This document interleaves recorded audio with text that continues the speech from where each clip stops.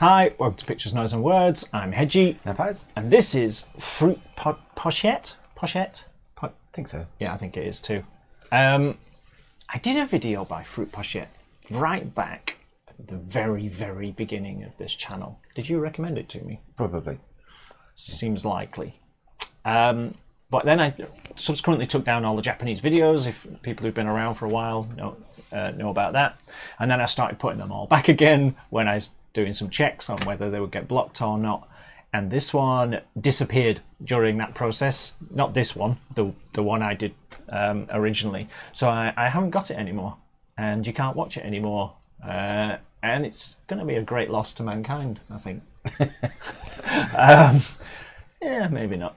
So they got a new video out to a song called Disappear. They've put this out, which seems to be an EP. It looks like a 3-song EP. I've got a bit of information to fill in. I'm really glad about that. I shall stop talking. I can tell you're struggling. Yeah, and I must admit, I have a huge soft spot for these lot. They seem to have been born out of the baby metal explosion a long time ago, and I thought they were very good. The music's slightly heavier, faster. It stays more metal with a bit of synth influences as well. So not poppy. Not as poppy. I've been trying to remember the one I did, and I must admit it's like 2 years ago, so I can't quite remember it. They said they did a mini album, which I thought was good, and they did a full length album, which I thought was very good, and then they did a 3-track single, and then there's only 2 Japanese girls in the backing band. Oh, I just touched that. Sorry. So sorry if you get it. Click. And one of them got ill. I think she needed surgery or something like that. Proper ill, so she sort of bowed out gracefully. Retired. Yes. And then the singer that was left, I think she did a solo EP or single. And then they got somebody else in to join her, so there's the 2 of them. And then they called it a day in 2017. And this popped up on my YouTube. This is 10 times more information than we ever give. You know that, don't you? Only because I was found them and I thought they'd gone away. And it turns out that last year the original singer had made a full recovery and has joined again. And this is the first video. Oh, right. Okay. First video back. Excellent. And this is the first release since she's come back into the fold. So yeah, we'll see how we go. So they got back together in, I think it was late 2018. So this came out, looks like September 2018. So yeah, I think it did say 23rd of September. Yeah. But what I do like about it, I'd say it's not as poppy as baby metal. They don't have much. You've got a little bit of choreography, but a lot of it is a little bit more spontaneous, which I quite like. And so it's really fast and really heavy stuff. All right. But you still got the melodic Japanese idol pop melodies over the top, which I think these are better than a lot of the other styles of just for metal, a second, I thought you would say these are better than baby metal, and then we'll get death threats. No, there's they're different. If you get lost in the YouTube maze of idol and metal, and there's quite a lot of bands, acts, artists, whatever you want to call them, have a similar thing: heavy backing, sugary melody over the top, and I think these are light years ahead of the pack. Oh, right, okay. But I think you can't really compare it to baby metal because they are different, but they did spawn from a similar time. I think baby metal came first and these came out just a little bit later. I think, correct me if I'm wrong, but I have a bit more respect. I won't be correcting you. For these than some of the ones that you can find. Because you can tell an obvious cash grab then sometimes, can't you? Yes, well, we've seen a few of those. Yeah. It's like, Western audiences, let's get some Japanese girls and put them in front of a metal band, and Western audiences will buy it. But you never. I'm going on a bit before we start. Sorry. You never usually get. I never go on. You get. For me, you get really good melodies with these, but you don't get the soaring vocals like you would do in traditional metal. That they won't go into the rafters. You just get your well-delivered melodies and harmonies. I'll shut up now. No doubt we'll have more to say afterwards. I've got nothing to say I'll drink my tea. because I can't really remember the one I did 2 years ago, and I know nothing about this. So let's see what we get. If I could click the button.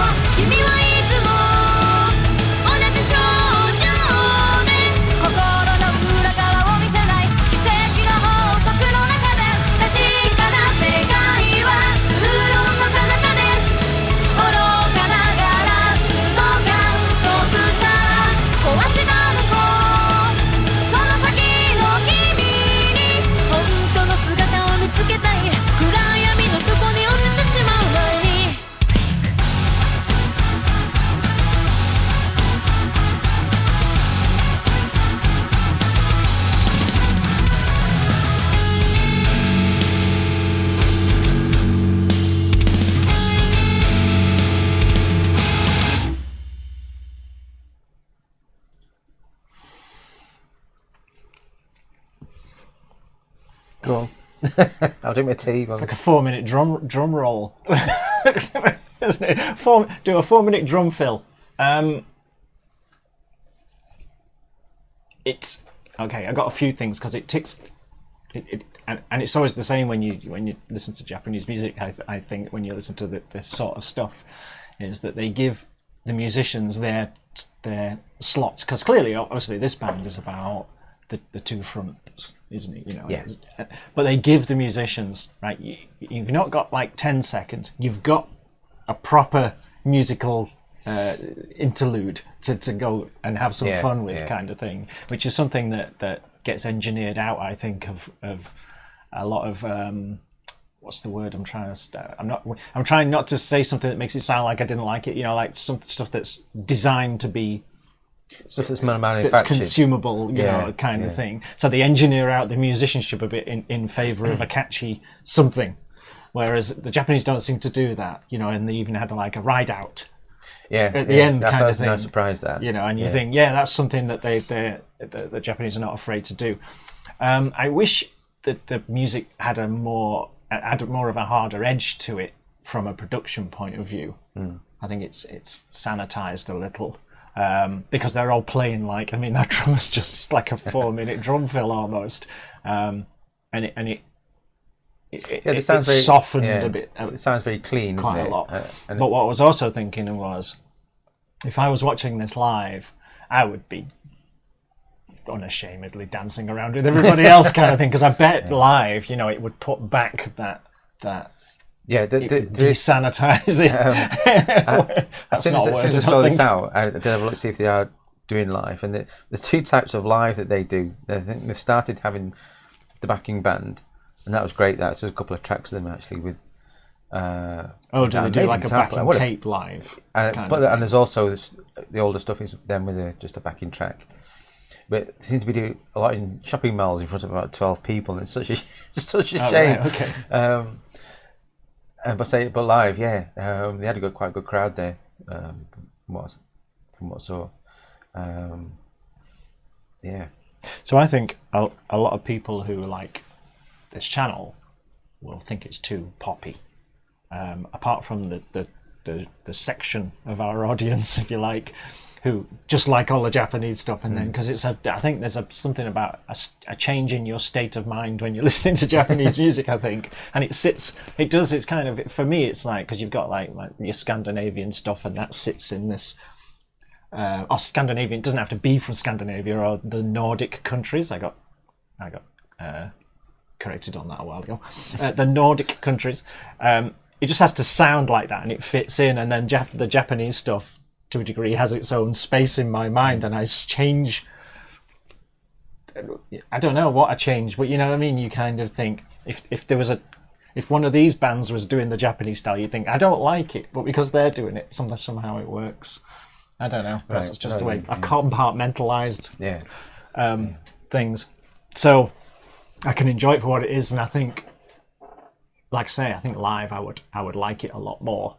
It's a little bit soft and poppy for me to listen to in my real life. It'd be interesting to hear some of this, especially on some of the singles they did after the first album. Some of the stuff on the first album is super fast and brutal. Which is why I've always kind of stuck with them, and because this is only one song, isn't it? It's a 3-track EP. The other 2 could be death metal songs. And it is their comeback, so I guess they have to appeal to as many people as possible, saying we'll come back after packing it in. Yeah, I mean, but their full-length album, Crest of Evil, is a belt. It is a belter. So one song on it's Happiness. It's so fast, like Dragon Force fast. And I think musically it's all going on here.